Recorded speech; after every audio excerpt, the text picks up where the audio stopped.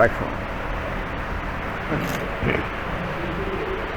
Meus amigos, que a paz de Jesus permaneça em nossos corações. Hoje, dando continuidade ao estudo da obra Os Quatro Evangelhos de Rustem, no terceiro volume, nós vamos ver a parte concernente à predição do sacrifício do Gólgota, e que se encontra em Mateus, no capítulo 20, versículos de 17 a 19, Marcos, capítulo 10, versículo de 33 a 34, e Lucas, capítulo 18, versículo de 31 a 34.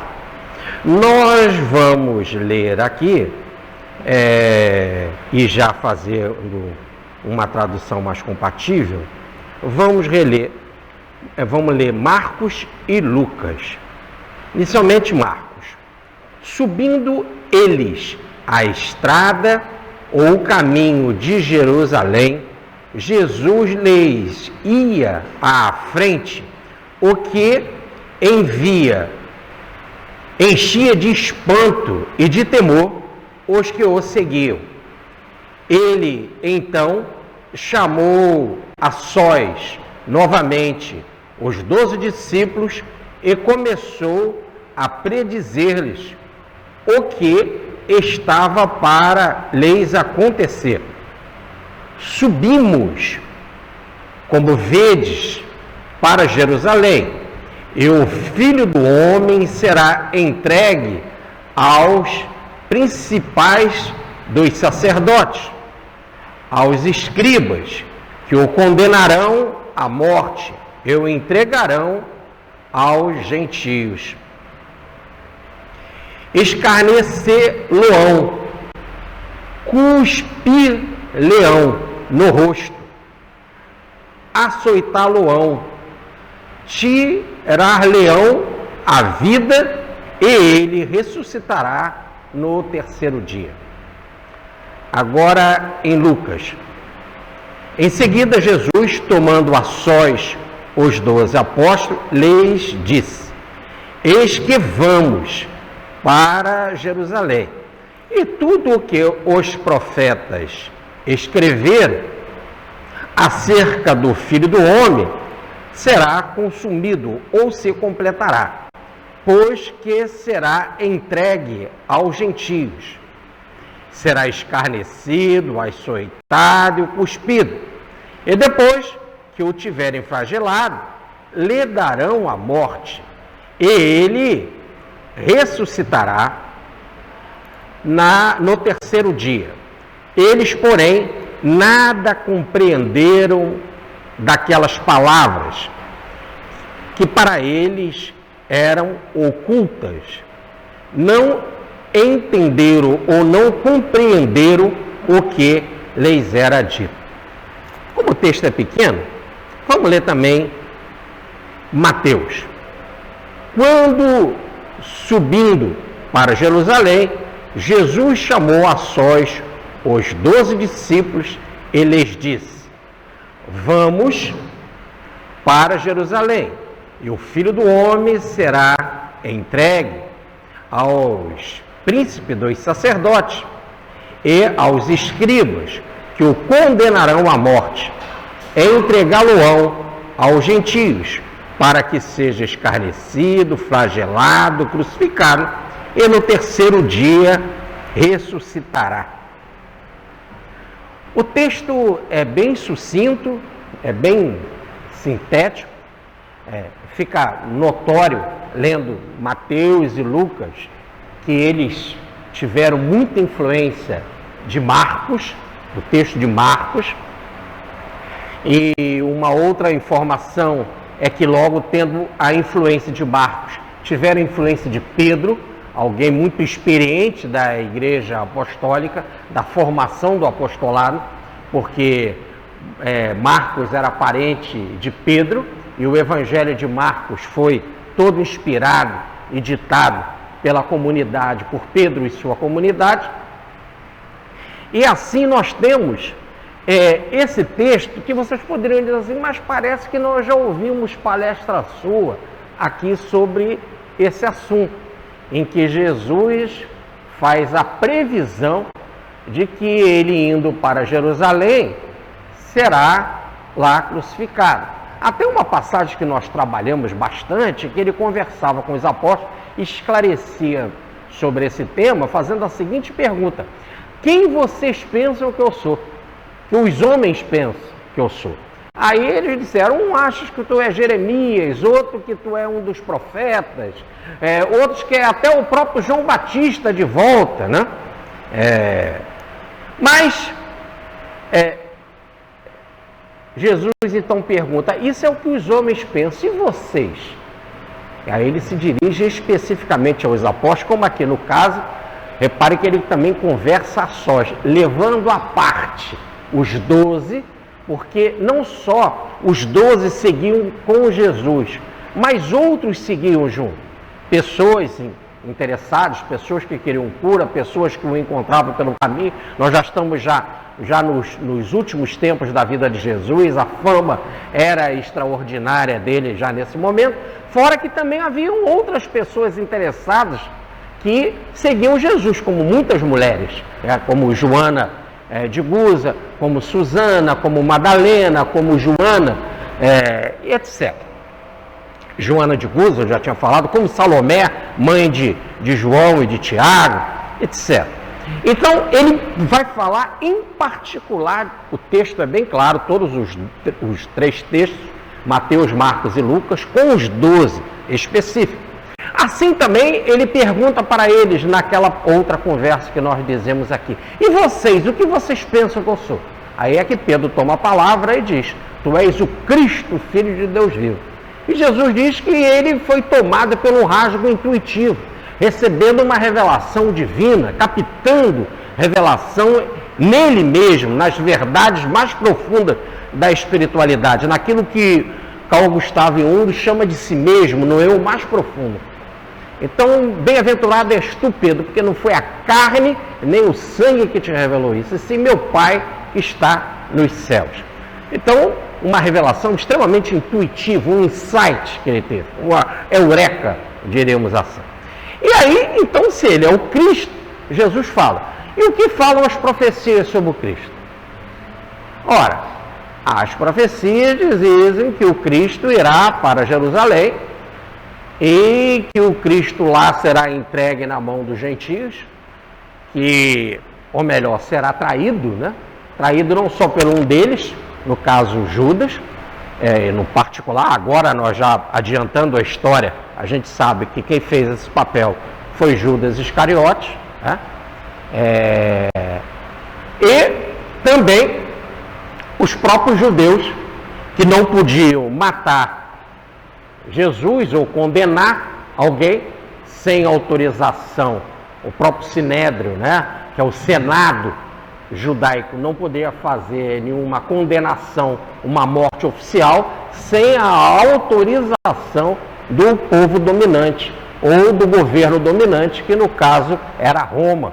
Por isso que diz que ele será entregue na mão dos gentios, ou melhor, daqueles que não são judeus, que vão confirmar o julgamento. Quer dizer, quem vai fazer o julgamento serão os judeus é que vão condená-lo e vão entregá-lo para a autoridade romana. E a autoridade romana, no caso, vai confirmar o julgamento do Sinédrio, ou dos principais judeus, como diz aqui, os principais sacerdotes, ou os príncipes dos sacerdotes, são os principais sacerdotes, e também os escribas, né? São eles, então, a cúpula, a elite religiosa e política de Israel, é que vai entregar para o povo dominante, no caso para Roma, que vai confirmar o julgamento e vai levar Jesus para a cruz. Nós vamos trabalhar mais isso. Então, Jesus disse, nessa primeira conversa, né, que nós estávamos dizendo aqui, se é assim, se isso está nas Escrituras, que o Cristo será entregue pelos judeus aos gentios e que ele será, então, flagelado, será escarnecido, né? Zombarão deles, será injuriado, será tratado com desdém, será flagelado, quer dizer, espancado, e será maltratado, será crucificado. Mateus vai nesse detalhe, explica, será crucificado, quer dizer, será também assassinado. E aí vem a complementação. E no terceiro dia ressuscitará.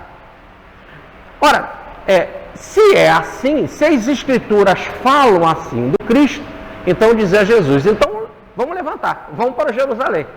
É aí que Pedro então interfere e diz, não, Senhor, não é tanto assim, peraí. E se vão fazer essa maldade toda contigo, é melhor a gente não ir para Jerusalém. Meu.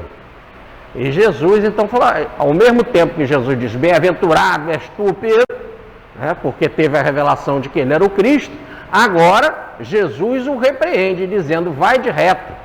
A tradução ao pé da letra é, vai atrás de mim, quer dizer, me obedece, eu sei o que estou fazendo, eu sigo as Escrituras. Numa outra passagem ele vai dizer, está em João no capítulo 10, versículo 35, e as Escrituras não podem falhar, quer dizer, ele confiava plenamente na revelação, sendo inclusive ele o próprio Jeová, aquele espírito de volta que guiou Israel, logo a revelação é dada por ele mesmo, do plano espiritual. Então ele mesmo fala, e as Escrituras não podem falhar, quer dizer, é um devido planejamento, um planejamento que foi feito, e esse planejamento é a vontade divina e ele se cumprirá. Então vamos executar ou realizar esta profecia ou este anúncio das Escrituras. Ora, então vocês poderiam dizer, então volta o tema outra vez. Você já falou sobre isso e essa é a terceira vez que o tema volta. Então eu trouxe aqui o apanhado para vocês. Por exemplo, em Mateus, é a terceira vez. Mateus não só fala aqui agora, como nós já dissemos, mas já tinha dito no capítulo 16, versículo 21, vou falar os números por causa da gravação, depois para estudo facilita. Em Mateus também ele fala no capítulo 17, em outra oportunidade, versículos 22 e 23. Marcos também já está falando pela terceira vez. Ele falou também em Marcos capítulo 8, versículo 31 e capítulo 9, versículo 30. Agora, olha que coisa interessante, em Lucas, esse tema já está sendo apresentado pela quarta vez. Essa é a quarta vez, porque ele fala também no capítulo 9, versículo 22, no capítulo 9, versículo 44 e no capítulo 17, versículo 25. Mas o que acontece é que cada um, apesar dos textos serem muito parecidos, cada hora um apresenta algo, ou uma palavrinha, ou uma coisa a mais em profundidade. Aqui nesse caso, nós vemos algo muito interessante, porque diz a passagem em que eles estavam no caminho para Jerusalém, e era uma subida, por isso que diz o texto, subindo para Jerusalém. Subindo para Jerusalém. Jerusalém fica no alto, como Petrópolis, né? É mais do que Petrópolis, da subida nossa daqui para Petrópolis, né? Pegando aquela velha estrada Jericó-Jerusalém, uma estrada mais importante de Israel. Eram então numa subida, estrada extremamente movimentada, e diz a passagem, observemos Lucas em detalhe. Em seguida, Jesus, tomando a sós os 12 apóstolos, lhes dizia, eis que vamos para Jerusalém, e tudo o que os profetas escreveram acerca do Filho do Homem se cumprirá. Muito bem. Agora, Marcos. Subindo eles a estrada para Jerusalém, Jesus ia à frente e enchia de espanto e de temor os que o seguiam. Ele já tinha dito, então, 2 outras vezes em Mateus, 2 outras vezes em Marcos, 3 vezes em Lucas, de que ele iria para Jerusalém, o que iria acontecer em Jerusalém. Agora ele estava nessa subida e diz o texto que ele ia na frente. Ele estava comandando o seu destino. E os outros iam atrás, o seguiam. Daí a passagem, estavam admirados e temerosos. Admirados com essa determinação em Jesus de ir para lá, num ambiente que eles já sabiam, porque Jesus já esteve lá algumas outras vezes, e nas vezes que esteve lá, sempre teve problema com as autoridades, né? Por exemplo, o Evangelho de João começa em Jesus virando as mesas no templo, ou melhor, pregando de tal forma contra os ladrões no templo, né, em que os próprios cambistas e vendedores de coisas no templo ficaram confusos, agitados com o discurso inflamado de Jesus e viram aquilo tudo e tropeçam, etc. E aqueles animais saem em disparada, virando as coisas. Então, eles já sabiam, os apóstolos, o que eles iriam encontrar. Já sabiam quanto as autoridades planejavam prender Jesus. Já há uma passagem, por exemplo, no Evangelho de João, no capítulo 7, em que estava tendo uma festa em Jerusalém e Jesus não estava lá em Jerusalém. E eles indagam amigos e parentes, a parentela de Jesus. É interessante que o Stênio leu a página da parentela do Emanuel, do livro Fonte Viva, né? A parentela está no nosso caminho e nem sempre a parentela está junto de nós com um karma positivo. Quase sempre são aqueles mais próximos que nós temos muita coisa para resgatar. Eles mesmos se colocavam contra Jesus e indagavam: por que você não vai para a festa? No fundo, não é que eles estavam interessados em que Jesus fosse para a festa, é que eles queriam ver o circo pegar fogo, ou melhor, queriam ver até onde que ia a capacidade deles, já sabendo que os judeus queriam perseguir Jesus. E Jesus fala para eles: vão vocês para a festa, quer dizer, cumpram a tradição judaica. Eu vou para a festa quando eu achar, eu tenho a minha hora, a hora de vocês é qualquer hora. Quer dizer, nós não sabemos e não temos condição de prever o nosso destino. Ele tinha. Nós somos mais tipo Zeca Pagodinho, da música, né, conhecida do deixa a vida me levar. Agora, ter uma vida planejada, organizada e conhecer e planificada, o professor Pietro Baldi tem no livro A Técnica Funcional da Lei de Deus, alguns capítulos sobre isso. Um especial é como planejar a própria vida, como planejar o destino, né? Como já começar a ser consciente na vida e já começar a medir e colocar fatores, vetores que possam realmente dar orientação para o nosso caminho. Assim, ele fala: vocês têm a hora de vocês é qualquer hora. Isso não quer dizer que nós temos qualquer hora, que qualquer hora a gente pode morrer. Todos, como Jesus, têm a sua hora. A única coisa é que nós não sabemos a nossa hora. Nós não temos planificado a nossa vida. Quer dizer, ela está planificada e nós estamos inconscientes com relação à nossa vida. Precisamos sempre fazer uma análise, uma meditação, um recolhimento, um estudo da nossa característica, um estudo dos nossos impulsos, para termos uma ideia. Daí a importância da análise, da psicanálise hoje em dia, né?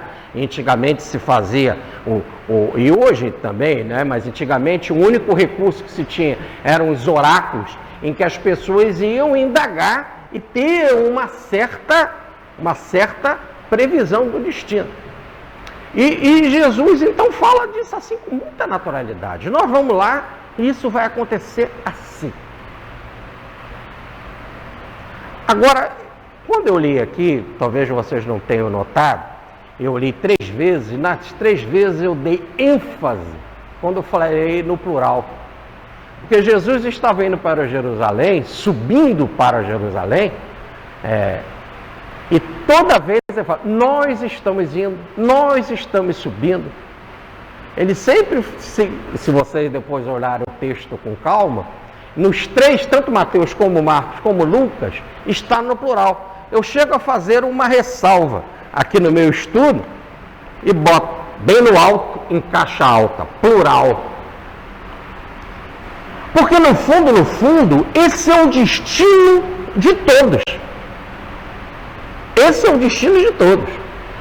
Naquele momento estava acontecendo de Jesus, mas é destino de todos subir para Jerusalém. Então, já estudamos aqui que Jerusalém ficava no alto, né? No caso, comparada a Jericó a 800 metros acima do nível do mar. Então, Jerusalém ficava no alto, e a própria palavra Jerusalém quer dizer cidade da paz. Então, você, para chegar nessa condição, ou nessa atitude de paz, e a paz, ela não vem antes do amor, a paz é resultado do amor. Não vamos confundir paz com amertício entre duas batalhas. Essa é uma parada na guerra que se faz, né? Na convenção dos homens. A paz é algo definitivo quando ela está alicerçada verdadeiramente no amor. Quando há amor, o resultado, a consequência é a paz. Então, para a gente chegar a esse estado mais alto da paz, e repare que paz é tranquilidade, é bem-estar, é felicidade, e a gente pode pensar em céu, pode pensar uma palavra muito mais técnica para paz, seria nirvana,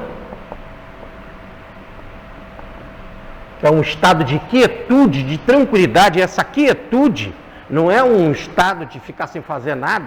O próprio Jesus diz, eu trabalho, meu Pai também trabalha. É uma atividade sem cansaço, é uma atividade sem estresse, sem preocupação. Quer dizer, é um trabalho de utilidade, mas harmônico dentro da lei, em que você está favorecido pela correnteza da vida. Não é um trabalho em que você vai fazer desgastante, em que você tem que ficar remando contra a correnteza, contra a vida, né? Se debatendo, batendo nas margens, onde você vai, batendo nas pedras, encontrando precipícios pelo caminho por causa da tal da ignorância, em que você não sabe deixar ser conduzido pela vida de forma consciente. Então não é uma quietude, mas é uma quietude mental. Não é onde que você deixa de estar agitado, com a mente extremamente em desequilíbrio, nervosa, em expectativa, de não saber as respostas, para onde que está indo. É essa agitação mental que leva a um estresse. Não que estresse seja uma coisa ruim, mas esse estresse doentio, que é a mente em desequilíbrio. Então isso que é paz, ao céu e nirvana. Para chegar a isso só tem um jeito, é subir. E conforme que a gente vai subindo para buscar esse estado de felicidade, de alegria e de paz, você vai encontrando as dores pelo caminho. Não existe subida, ou diz Paulo, não existe salvação sem derramamento de sangue, e não existe evolução sem dor, sem dificuldade, sem problema. E a maior dor que a gente encontra é uma resistência tremenda desse mundo em que a gente vive aqui, esse nosso mundo, onde que a gente se encontra. Ele é mundo, não é o nosso planeta, é o mundo material, onde que a gente está preso, está agarrado a uma porção de interesses, e o nosso maior medo, o nosso maior temor é a morte, em que as pessoas não entendem e também não querem se desgarrar das coisas, e gera toda uma expectativa, um sofrimento, um desgaste. Sair desta prisão aqui do mundo, dos interesses materiais, se libertar, se desprender, é extremamente doloroso. Fora que há todo um interesse daqui do mundo que quer explorar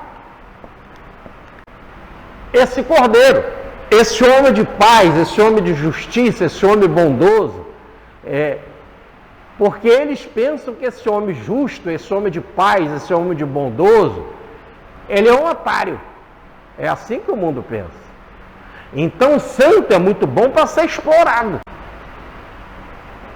Então é mais um bobo que acredita nessas coisas de paz, de evangelho, de perdão, e que a gente pode explorar. E ainda mais se ele tem coisa para te dar. Se ele tem dinheiro, se ele tem bens, propriedades, ou se ele tem algum tipo de inteligência, ou se ele é querido.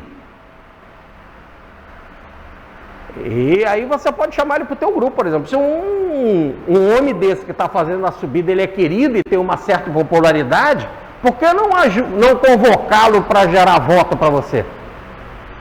E colocar a teu serviço, como por exemplo queriam fazer com o professor Pietro Baldi. Então, já que você é um santo, vem para cá, vem para o Brasil. Já que você é tão querido e a população aqui te amou tanto, nós vamos dar casa, comida para você, vamos te dar um emprego na faculdade, tu vem para cá, mas eu tenho família atrás, tudo para cá, mas eu já tenho 60 e tantos anos e falo italiano. Vem, nós cuidamos de tudo. E quando chegou aqui, botaram ele para para a campanha política.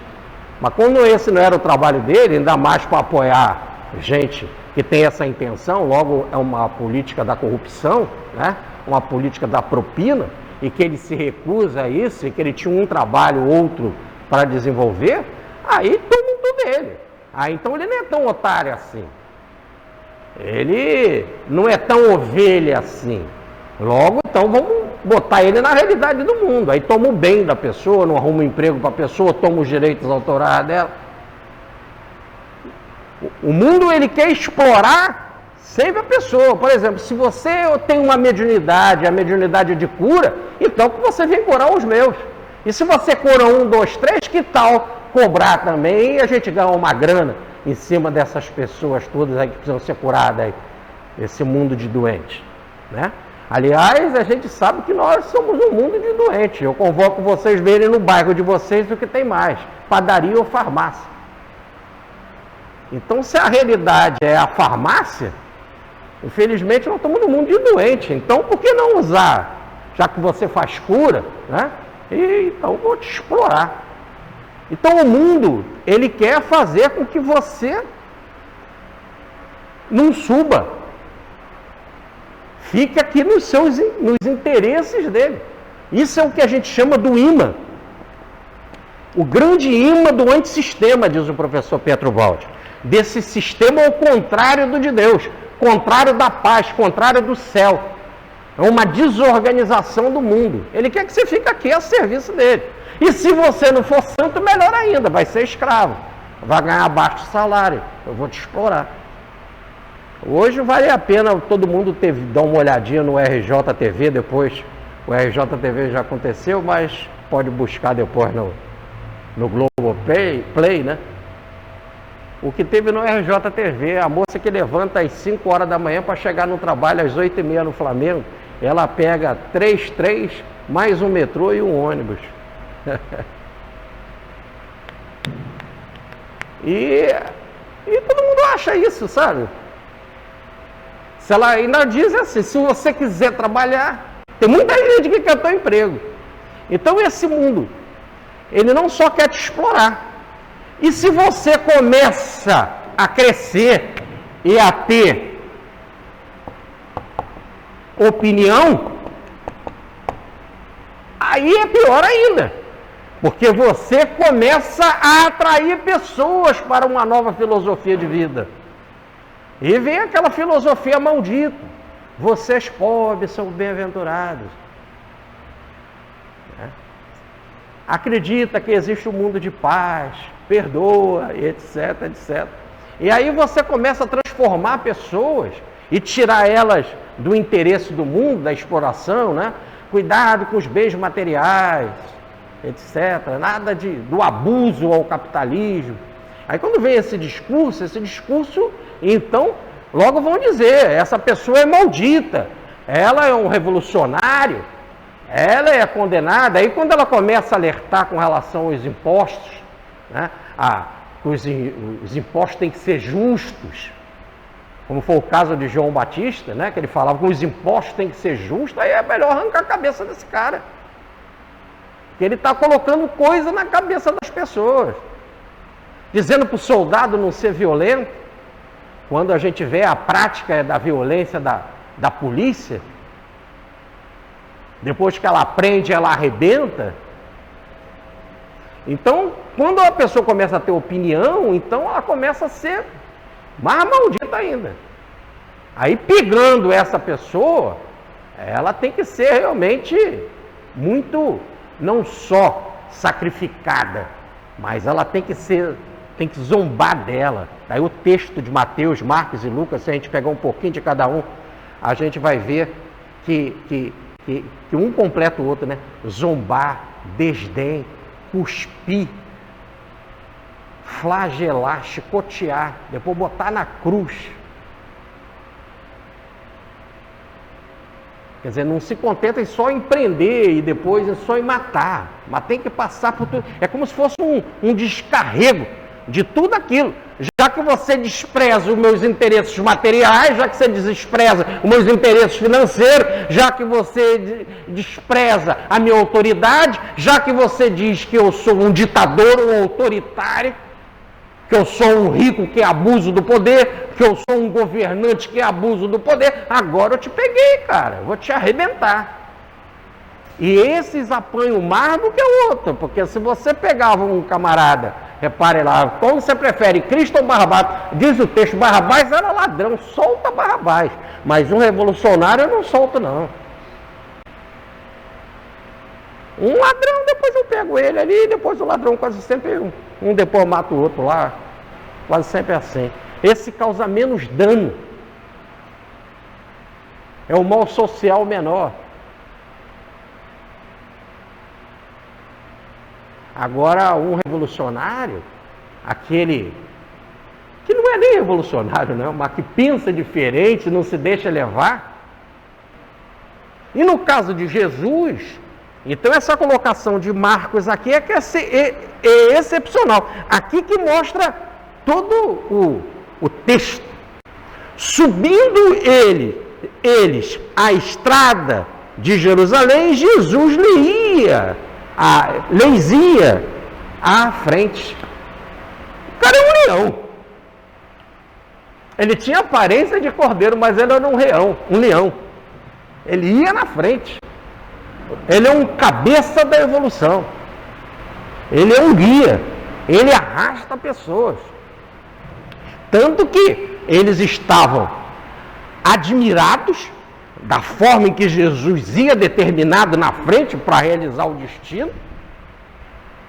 Eles estavam admirados e ao mesmo tempo estavam temerosos. Nós já sabemos como essa turma age. Tanto que quando Jesus foi preso, todos fugiram. Já sabiam o que iria acontecer. Logo quando Jesus foi preso, Pedro pegou a espada e cortou a orelha do Malco, do soldado Malco. E já sabia como eles agiam. Logo fez uma reação material. E Jesus desembainha a espada. Nós vamos fazer um outro tipo de postura. Quem autorizou você a levantar a espada? Eu não vou agir da mesma forma do mundo. A minha revolução não é do mundo, não é para as coisas materiais. Guarda a tua espada. Usa a tua faca. No caso era um facão, ele era um pescador, não tinha nada de espada. Nem podia andar com espada na rua, que os romanos não deixavam. Se ele tivesse com espada, ele seria um rebelde, um revolucionário contra o governo romano. Nunca seria aceito, no caso por Jesus, que era todo um movimento de amor, de paz, de perdão, de compreensão. É que a mesma palavra que traduz por facão se traduz por espada. Como Pedro mais tarde vai ser pastor, ou o Papa, o primeiro Papa como eles querem, né, como a igreja quer, não fica bem para um Papa andar com facão, né? Então eles acham que vai mais bonito um Papa andar com espada. Convenhamos que um facão é muito mais honesto, né? Cortar lá uma espiga, limpar um terreno, né? Cortar uma fruta. Mas isso é coisa dos empregados, né? Matar não. A profissão, inclusive, do Papa. Os Papas mataram um. Mas, voltando, isso aí voltando lá para a nossa passagem, Jesus ia na frente. Então, como diz o professor Petrobaldi no livro Cristo, ele era modelo. O livro dos Espíritos vai captar isso bem na pergunta 625. Jesus é um modelo. É um exemplo. Então, ele é na frente. E essa determinação fazia dele um leão. O profeta Miqueias, ele coloca isso muito bem. Então tem uma das profecias que ele fala do rugido do leão. Porque toda a Escritura coloca Jesus como ovelha. Ele se deixa como ovelha levar, mas ele era leão. Ele tinha postura de leão, força de leão. O homem mais forte do mundo não é aquele que mata. O homem mais forte do mundo é aquele que pode matar e por amor perdoa. Esse é um gigante. Tá certo? Porque você chegar para uma pessoa fraquinha e dar uma bolacha nela e ela te dizer perdoa, como diz o professor Pietro Baldi no livro Cristo, é muito fácil. Ela já é fraca mesmo, ela tem medo, ela perdoa. O negócio é para um forte, né?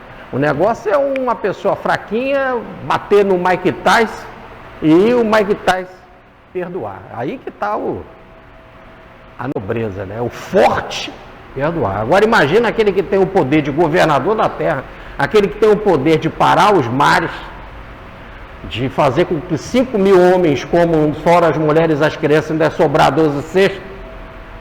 Isso na hora. Aí está a força.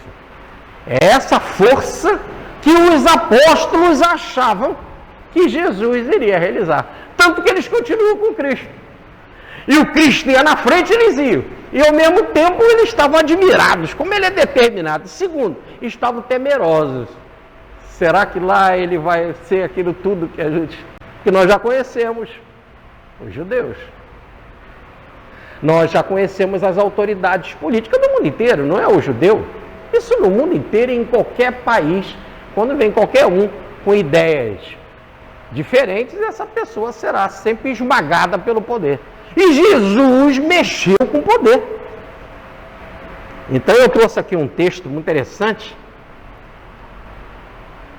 Está num livro chamado O Evangelho de Mateus, de Warren Carter, na página 502, analisando esse versículo de Mateus, o versículo 18 e 19, em que ele diz assim, observe, o Sinédrio não pode executar ninguém, quer dizer, o Senado judaico não pode executar ninguém, mas tem de obter o apoio romano.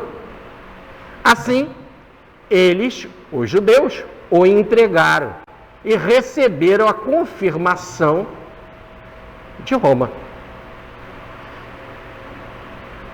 Aos pagãos, quer dizer, foram entregues a Roma, né? Esta é uma informação nova. Nas outras revelações, só é dizer que Jesus ia ser em Jerusalém e que lá ele seria espancado. Agora Jesus aprofunda um pouco mais e vai em detalhe. Serei julgado, serei condenado e confirmada a condenação pelos romanos. Muito bem.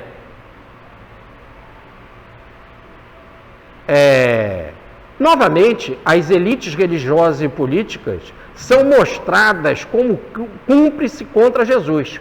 Roma e a elite religiosa têm boas razões para o executar. Quais são as boas razões que ele tinha para executar Jesus? Primeiro, ele proclama o império de Deus na Galileia dos pagãos, lá na Galileia, quando o centro político ficava na Judéia. Desafiou a autoridade legítima de Roma, falando do tributo, e ele não paga imposto. Ele então manda Pedro pescar um peixe lá e pegar o peixe e com a moeda do peixe pagar o tributo dele e de Pedro.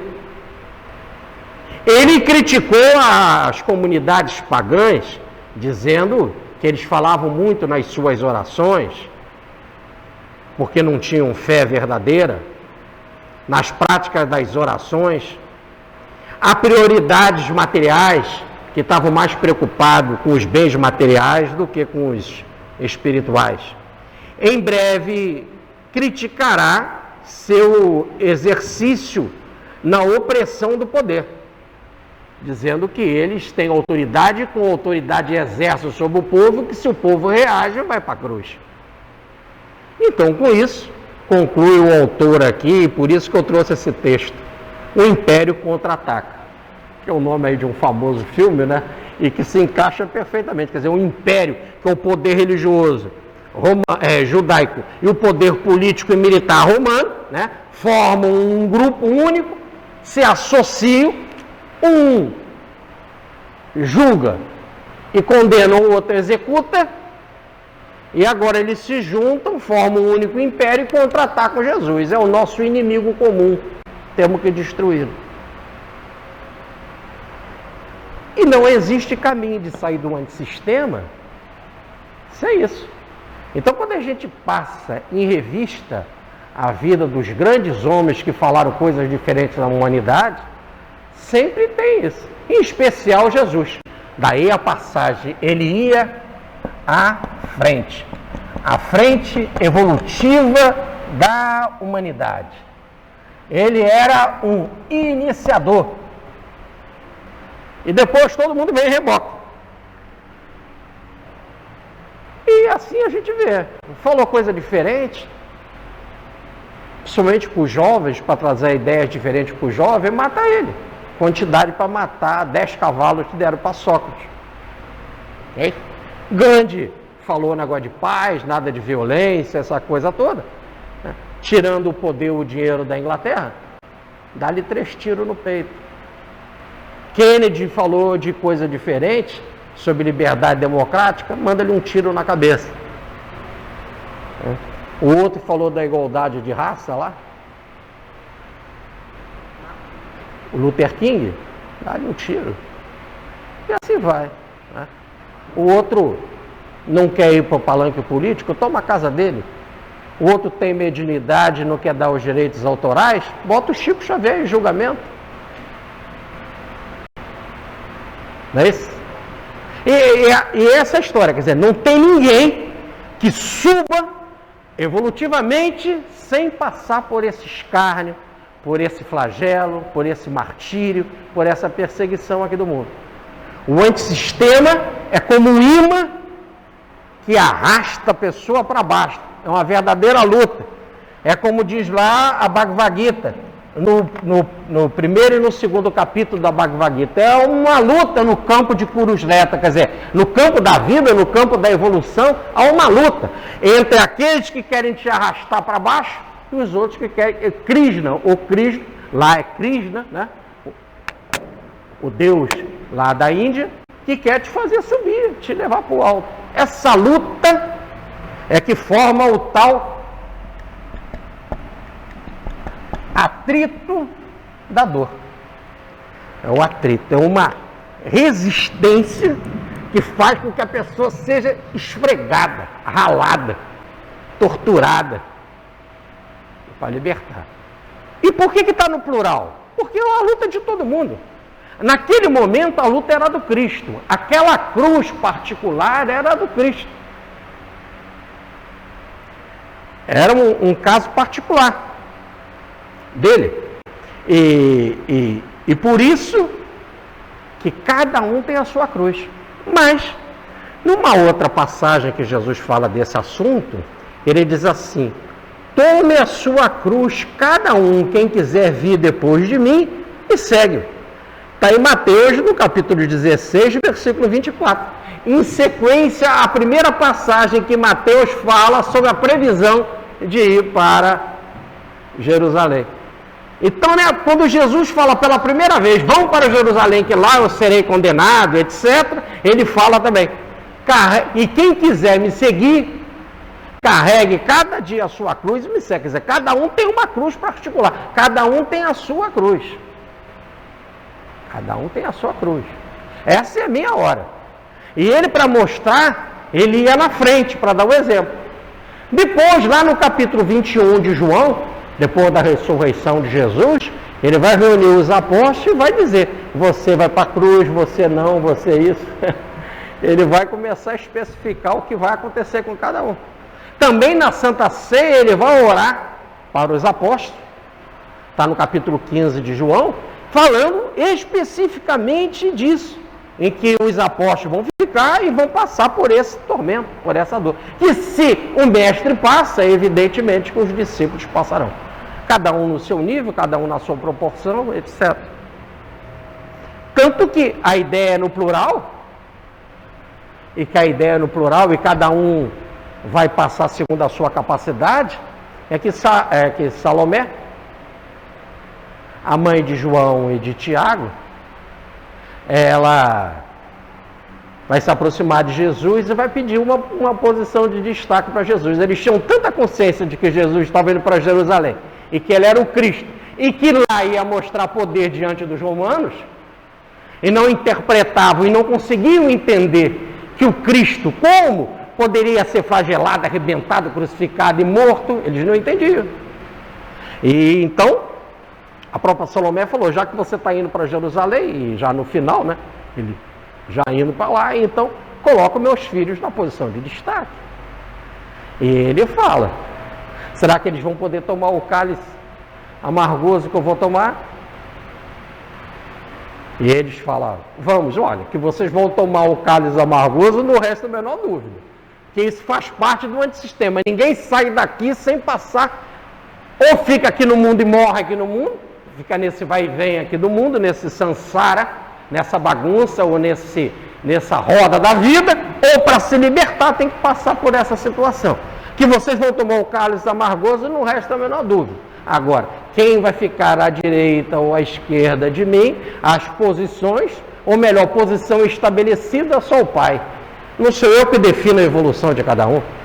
Faz parte da estrutura evolutiva da vida, da lei da vida. Logo ele chama de Pai, de Deus. A lei da vida é que cuida disso. E não tem como. Mas aí vocês poderiam dizer assim, mas será que é tão importante então a gente saber sobre o nosso destino? Por que a gente não sabe, como Jesus, do nosso destino? Seria legal se a gente soubesse, né? Aí e nos daria mais tranquilidade. Será? Por exemplo, Jesus está planejado, no caso dele, a cruz. No caso de Pedro, disse Jesus, para você, você irá para a cruz. Ainda diz mais, para onde você não quer ir, você irá. E se nós soubéssemos o nosso destino, por exemplo, que nós vamos cair num avião? A pergunta, eu de vez em quando eu faço isso na palestra, né? Se a gente já sabe, você compraria uma passagem aérea para você? Andaria de avião? E se você já sabe que está chegando e que vai ser nessa semana, você compraria a passagem? E se não comprar? Ah, eu me livro? Não, se você tem que ir de avião e não comprou a passagem, o avião vai te buscar. Foi o caso lá do avião, lá da TAM, lá em São Paulo, que ele sai da pista e vai lá no posto de gasolina para comprar, pegar aqueles outros que não compraram a passagem, que não estavam no voo. Não tem como você fugir da vida, né? Aquela piada muito interessante em que a morte ia chegar para pegar a pessoa, né? E o cara era cabeludo, ele raspou a cabeça, né? Ficou careca. Aí a morte, ó, para não perder tempo, vai você mesmo, careca. Não tem como fugir. A realidade é o que está determinado, é uma matemática.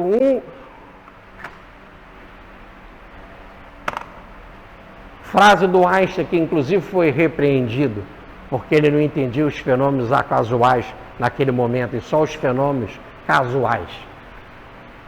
Deus não joga dados com o universo, quer dizer, não há uma brincadeira no universo.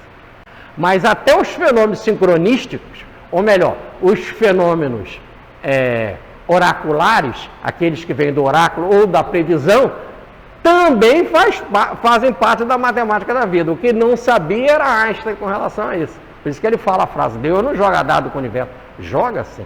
É que a gente não tem pré-estabelecido ainda, porque não conhecemos as leis, e repare que a lei da energia gravitacional, ele estabeleceu matematicamente Einstein, e só agora, semana retrasada, que ela foi provada, levou 100 anos para isso, de 1915 até agora. Então também as leis oraculares existem, só que nós ainda não temos a matemática para isso. Joseph Bank-Reines tentou aproximar dessa matematicidade do oráculo, quando ele criou a ciência da parapsicologia na Duke University, quando ele vai começar pelas cartas, que ele vai criar as cartas aí, que são cartas de baralho, que tem um determinado sinal. Ele simplesmente surgiu dos baralhos comuns, porque os desenhos já estão muito figurados na nossa mente, assim ele criou desenhos novos, mas é um baralho como um outro qualquer, e que a pessoa, é lógico, era mais sensitiva, ele via a probabilidade do acerto nas cartas. E que ele notava também que tinha algumas pessoas que tinham essa sensibilidade, tinham essa capacidade da adivinhação, que ele começava então a ver isso estatisticamente, e mais, ele notava também que as pessoas, às vezes, em laboratório, ficavam meio frio, laboratório científico, um local frio, cheio de dados matemáticos, de fórmula matemática, tudo baseado na estatística, e que não produziam tão bem quanto num ambiente descontraído, fora do laboratório. E uma outra coisa também é que a repetição do fenômeno, de ficar repetindo, olha o que está na carta hoje, amanhã, e não sei quantas vezes, para provar que você vai além da média, porque o cara e coroa é 50%, né? Quando você chega a um percentual, por exemplo, 70%, está provado que houve então um fenômeno oracular, ou então nesse exato momento também a repetição do caso gera um tédio. E aí o impacto motivacional cai. Eu acabei de escrever um artigo sobre isso. Semana que vem eu acho que eu já vou poder trazer um jornalzinho, um pequenininho artigo sobre o trabalho de Jung, sobre a motivação e o impacto da motivação no oráculo. Mas voltando, por que Jesus vai falar 3, 4 vezes sobre isso, como se fosse uma coisa muito natural? Primeiro que ele está falando assim 2, 3 vezes para fortalecer os apóstolos, para quando acontecer, os apóstolos estariam preparados. Tem uma passagem que ele vai falar assim, numa dessas adivinhações, ele vai dizer assim, coloca no teu ouvido isso, porque tem muita gente que escuta, entra pelo lado e sai pelo outro, ele não manda isso. O Emmanuel, até trabalhando esse versículo, ele trabalha com muita propriedade, ele vai dizer, colocar no ouvido é diferente de deixar passar, entrar pelo lado e sair pelo outro. Colocar no ouvido é guardar o ensinamento, ruminar o ensinamento e fazer inteligir ou compreender, ter a gnose dele. E para eles era muito difícil entender o processo da ressurreição. Primeiro que era uma novidade, alguém ressuscitar. Segundo, que a outra novidade, e isso também era difícil, é que o Cristo há milênios era considerado um rei, um poderoso, um filho de Deus. Como é que esse homem vai chegar alguém, vai cuspir na cara dele, vai espancar ele, vai esbofetear? Então, muito eles achavam que Jesus, em todas as situações, conseguia se livrar. Quando pegaram Jesus, foram jogar ele precipício abaixo. Ele se desmaterializou e passou na mão deles, como foi em Nazaré. Na outra vez, o mar estava agitado, ele mandou as ondas ficarem quietas. Da outra vez, pegaram pedra para atacar em Jesus e ele passou e foi embora. E não tacaram pedra nele, como está em João no capítulo 10. Então, eles achavam também que tudo isso tentariam fazer.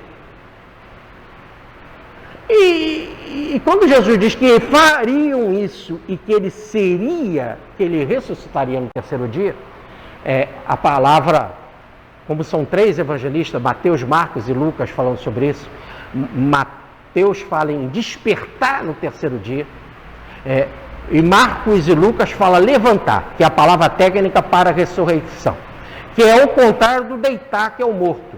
O sujeito morreu, deita. Então a palavra deitar era usada para a morte e levantar era usada para a ressurreição. Então, no caso, Marcos e Lucas usam a palavra técnica da ressurreição. No terceiro dia ele ia ressuscitar.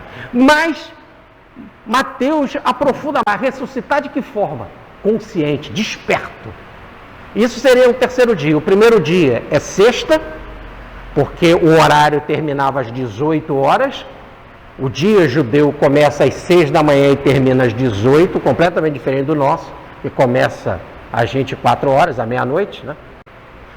Que é a 0 hora. No judaísmo, o dia começa às 6 da manhã e termina às 6 da tarde. Às 6 da tarde de sexta já é sábado. Às 6 da tarde começa o sábado. Mas como ele vai para a cruz na tarde de sexta-feira e vai expirar às 3 horas da tarde, às 15 horas, ainda está no dia, na sexta-feira. Passa o sábado e aparece para os apóstolos no domingo, ou para Madalena no domingo, bem cedo. Madalena vê Jesus e sai anunciando como uma apóstola a vida. Então esse é o terceiro dia. O dia de sexta, o dia de sábado, o dia de domingo. No terceiro dia eu vou ressuscitar, ou melhor, vou me apresentar vivo. E eles tinham medo e temor, como nós também. Quem não quer evoluir? Quem não quer ter uma vida espiritual? Quem não quer viver no céu, na paz? Mas sabemos que esse caminho é difícil.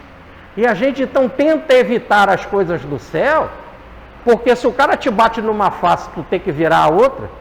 Se o sujeito te perturba e te toma os teus bens, você tem que perdoar ele. Não é vida de santo não é fácil. E vem aquele mundo de doente para pedir para você curar eles, e eles voltam no outro dia, no outro, e não querem ir embora. Inclusive os apóstolos falam: Senhor, dispersa a multidão, porque eles vão morrer de fome, eles já estão aqui 3 dias te seguindo. E Jesus, vão dar pão para eles. E deu pão e peixe. Então eles não abandonam nunca. Sempre vão ter pessoas, daí como diz Jesus, pobres sempre tereis, necessitados, angustiados. Essa multidão vai atrás, e vida de santo não tem férias. E sempre ele vai conseguir ter essa perseguição, essa subida para a paz, não é fácil, essa conquista da paz, da felicidade.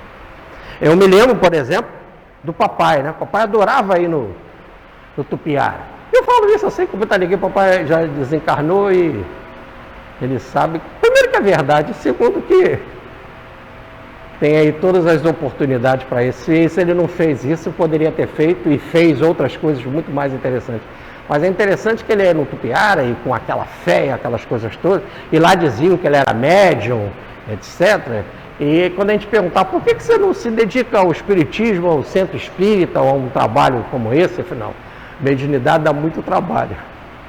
Então ele queria usar o centro, queria tomar passe, ter as benesses, as vantagens do centro, mas não queria doar porque já sabia do trabalho. E como tinha fé e tinha de levar as coisas com disciplina, né? Com horários, com regras de alimentação, com regras de equilíbrio mental, etc., ele preferia se afastar. Pensando que se afastando se livra. Não se livra de jeito nenhum. Médium quer dizer porta aberta. Não existe nada que feche a porta do médium.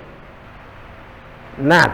Médium é porta aberta e continua a porta aberta. Se ele pratica o bem, a porta fica aberta e entra a coisa do bem. E ele vai ter uma proteção espiritual para que o mal não entre. Se ele não pratica, a porta fica aberta e o mal entra. Médium não tem escolha. Ou ele pratica o bem ou vai ser obsidiado. Ah, mas eu não quero. Não existe o querer. Você está na vida, aqui é um antissistema.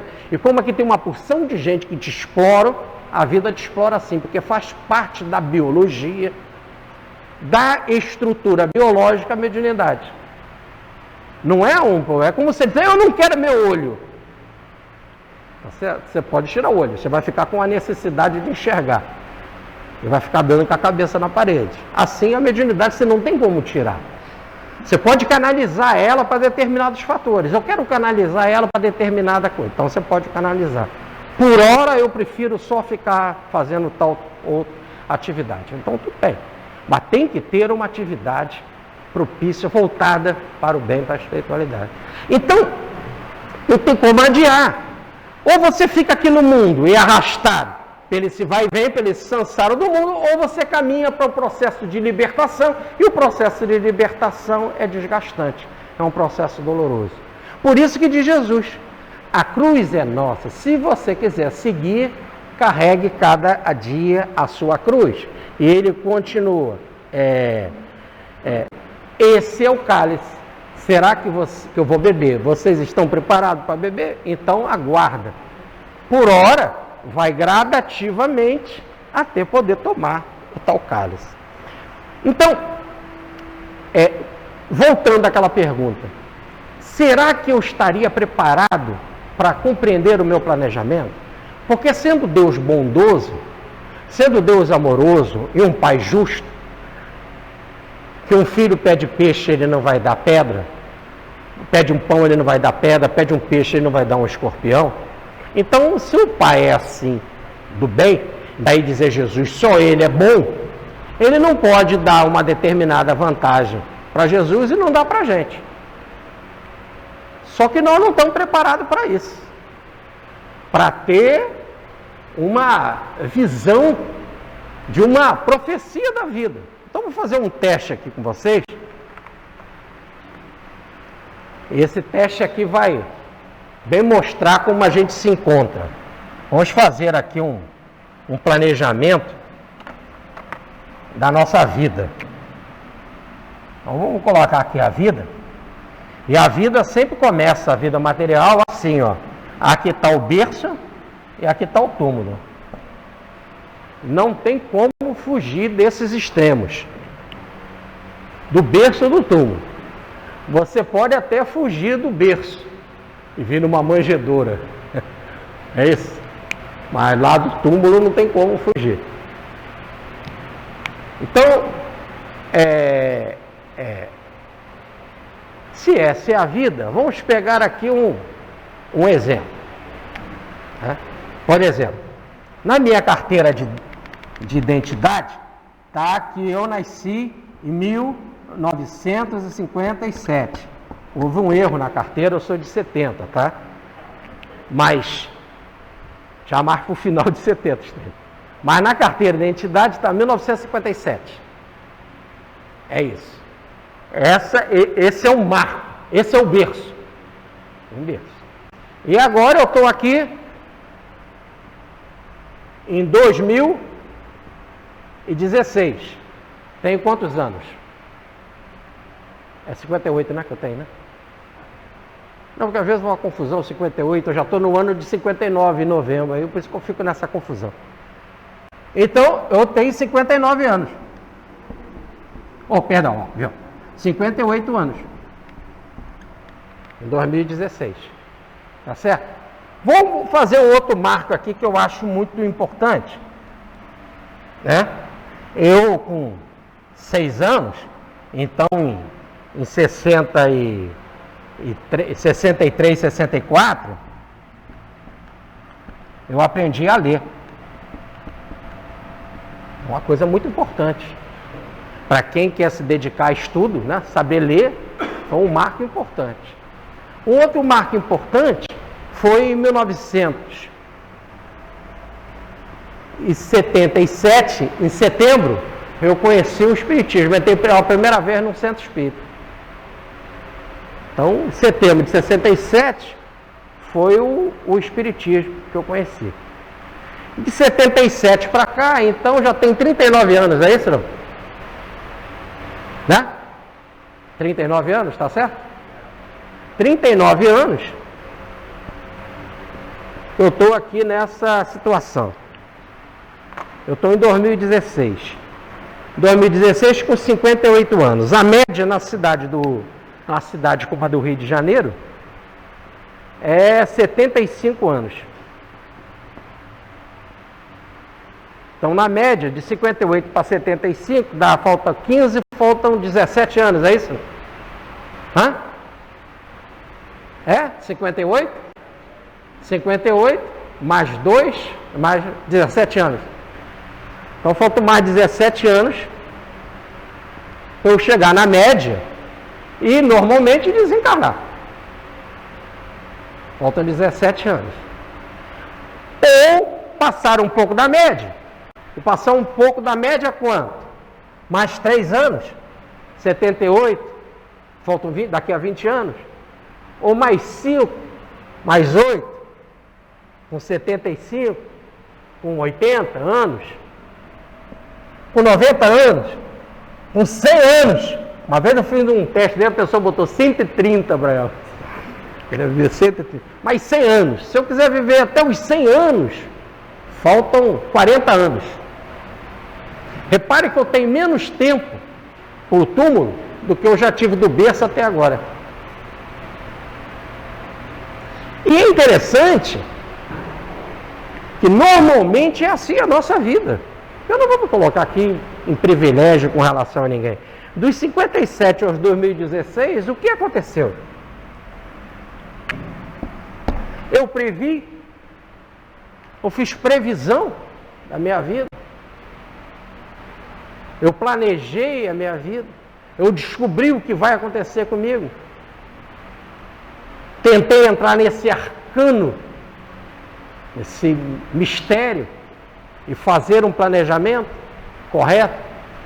Não, e quase sempre as pessoas querem que seja um planejamento do bem-estar. Quase sempre. É a tranquilidade da aposentadoria. É um dinheiro que você fez em aplicação.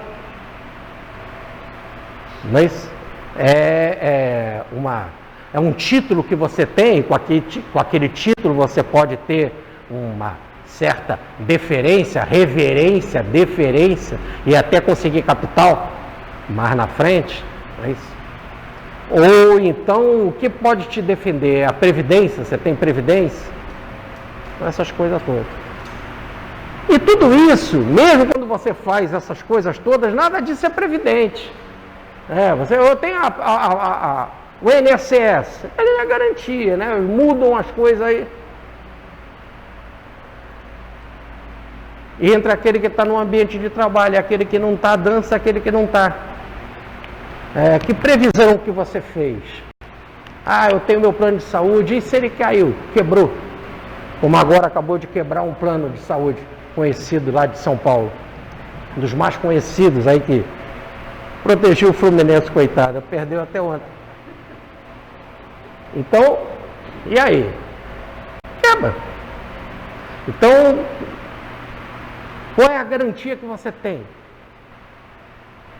O homem lá botou tudo no celeiro e disse: minha alma, agora senta, descansa, aproveita que está tudo no celeiro. E o Senhor disse: insensato, hoje eu vou levar a tua alma.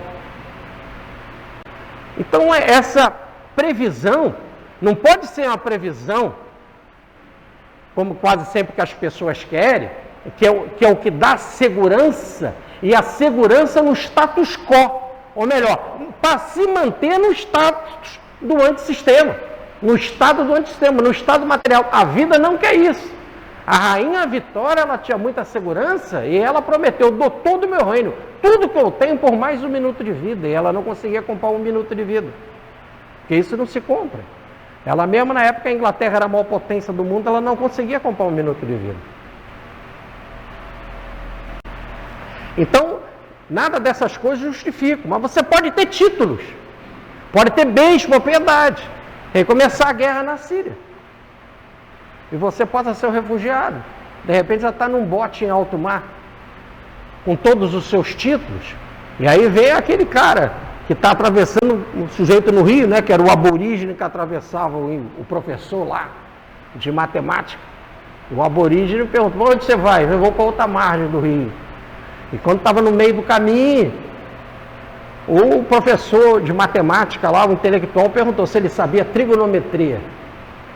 O aborígene falou que não. Sabia seno, cosseno, não sabia que não. Não sabia. Sabe fazer os cálculos da fórmula, da equação do segundo grau da matemática? Não sei, nem sei o que é isso. Isso veio um vento, o barco virou, o aborígene perguntou ao professor: sabe nadar, doutor? Então, não são previsões para as coisas daqui do mundo. O antissistema já vai te dar como resultado, e esse é o resultado do antissistema. Não existe nada mais garantido que o antissistema não vá te dar que não seja o túmulo.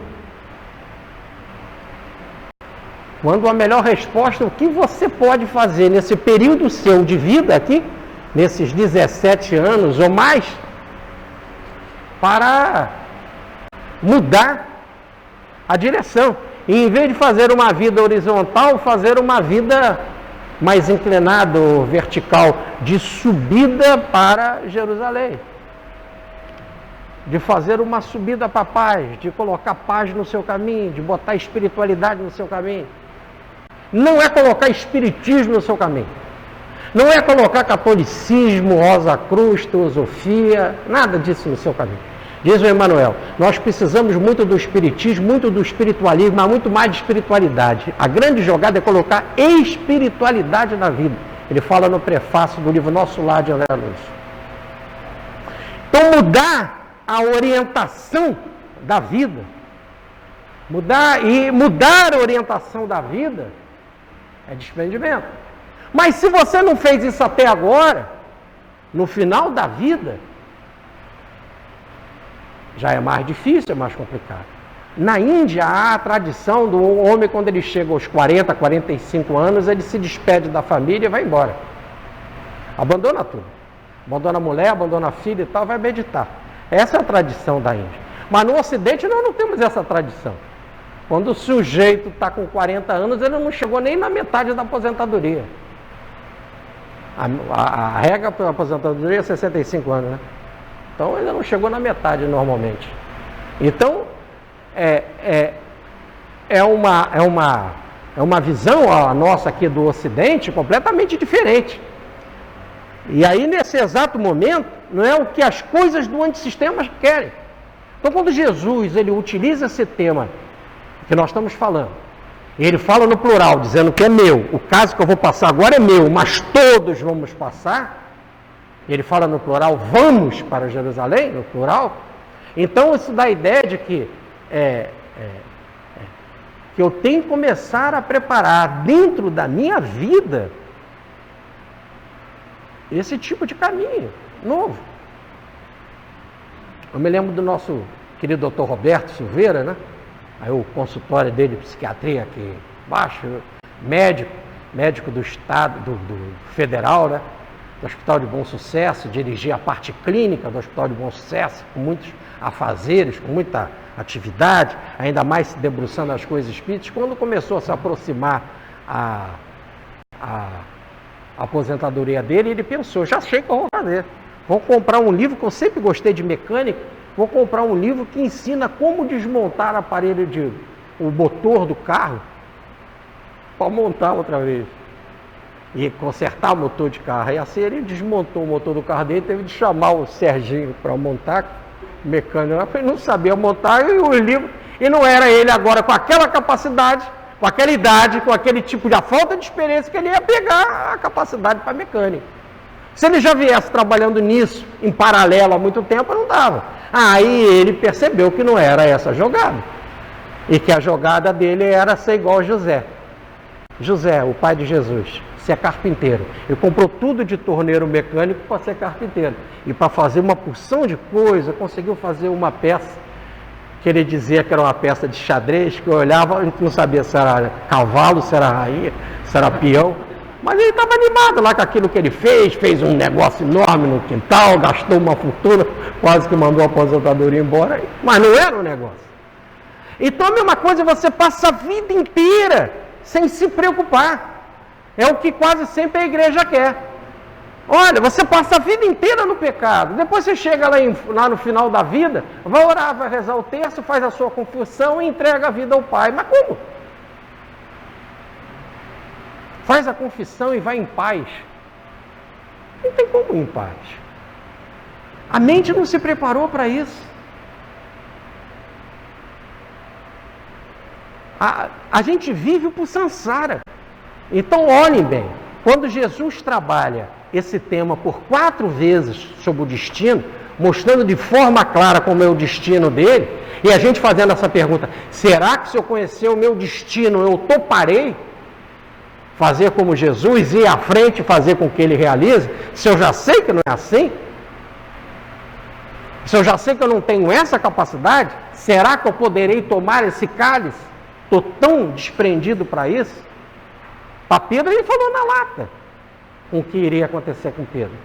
Mas tem outros casos que não dá para falar. Então eu vou contar 2 casos aqui para vocês que eu acho que ilustra bem isso. Uma moça se aproximou do Chico Xavier, deu um abraço nele, falou: Chico, que saudade. E ele pergunta para ela: como é que está a mamãe? Como é que está a sua mamãe? Por que ela não veio? Mamãe está com mal-estar, por isso que ela não veio. Ah, minha filha, pega o Evangelho segundo o Espiritismo, leia essa semana muito, leia, faça bastante oração sempre que você puder, fique sempre pertinho da sua mãe. Essa semana é fundamental, faz isso. E ali, Chico, você está com a boca agorenta? Mamãe só teve um malzinho estar, coisa assim que não é boa para viagem, para vir até aqui, mas não tem nada, não é nada de morte. Ora, minha filha, fique sempre pertinho da sua mãe, da força da sua mãe, ore sempre o Evangelho e ore bastante. Quando terminou a semana, ela morreu, não a mãe.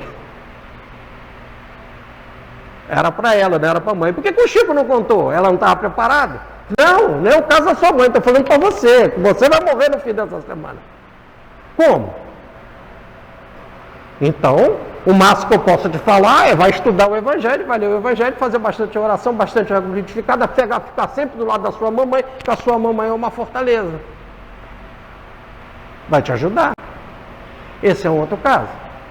Há um outro caso que São Francisco voltava do Egito. Ele esteve no Egito na Quinta Cruzada, em 1219, e no início de 1220 ele estava de volta.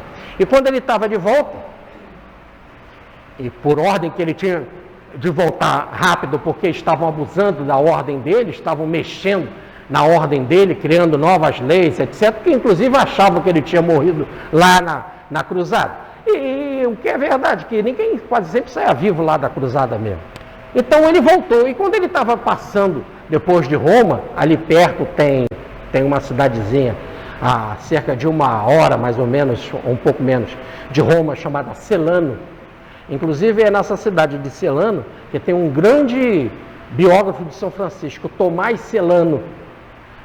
Ele é conhecido porque ele é o primeiro e o mais importante biógrafo de São Francisco. Mais importante no sentido de ter sido o primeiro, o biógrafo oficial da igreja para a canonização de São Francisco. Ele era da cidade de Celano, daí Tomás Celano. E ele passando pela cidade de Celano, porque era caminho para a subida, para ir para Assis, que ele tinha de ir para Assis, e ele andava a pé, por isso que tinha de passar por ali, vindo lá de baixo, do porto de Ancona, então ele passando por ali. O que acontece é que o homem insistiu muito nos seus familiares dele. Esse homem era um cavaleiro. Cavaleiro quer dizer um soldado, né? Mas soldado, um cavaleiro naquela época era nobre, era da nobreza. Então insistiu muito para Francisco comer na casa dele. Um homem que tinha uma grande devoção, um grande carinho por São Francisco. E insistiu muito. E São Francisco foi. E quando São Francisco chegou lá, como ele sempre fazia, antes da refeição, se era na casa de um nobre, refeição farta e muitos convidados, também muitos familiares, né? Quase sempre se morava em castelo, em fortaleza, os nobres.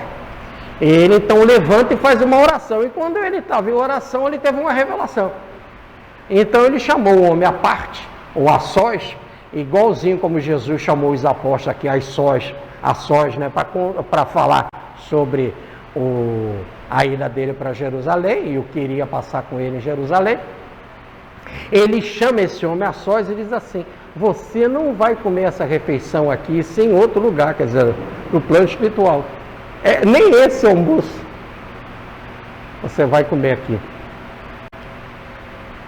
Prepara a tua conta, a tua contabilidade, as coisas da tua casa, porque senão vão ficar aqui vibrando mal. É a minha parte que ficou faltando, ele deixou dívida. Acerta tudo agora antes da refeição.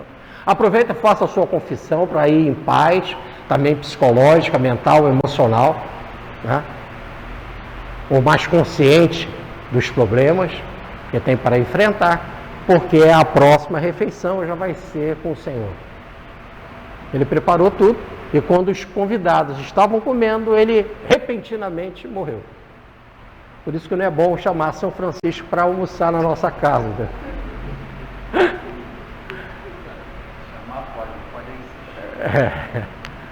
É bom não chamar. Mas aí no caso, olha, voltando. Esse homem da cidade de Celano, esse estava preparado. Já a moça que foi conversar com o Chico não estava preparada. E assim, é um livro. Será que você está preparado para tomar esse calo? Que vai tomar, vai. Que vai sair daqui do sistema, vai. Mas como é que é a tua preparação? Você quer voltar para esse mesmo samsara, para esse mesmo estilo de vida, essa mesma coisa? E nós vamos voltar muitas vezes, as reencarnações são muito numerosas, mas qual é o nosso plano de libertação da reencarnação? E como que a gente já pode também ter uma ideia, estudando a nossa vida, os nossos impulsos, de o que vai acontecer conosco?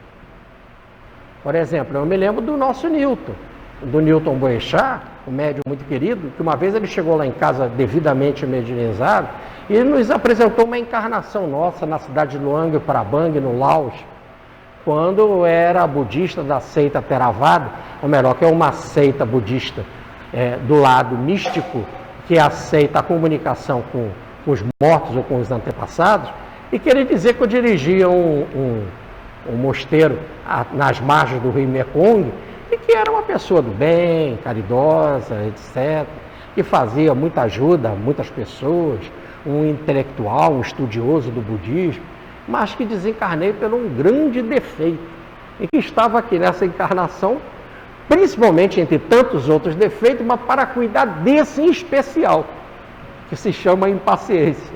Olha, é uma coisa assim notória, essa impaciência na minha personalidade.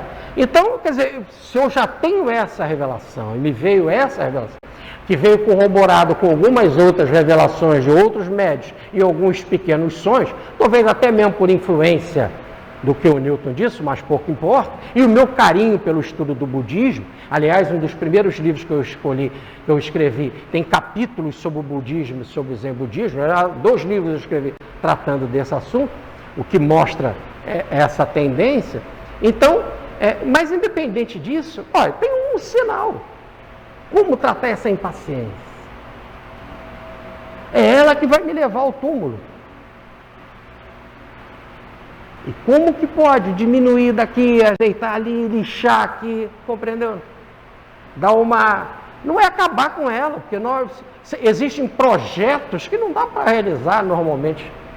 Dá, mas que a gente não tem condição de realizar, às vezes, numa vida.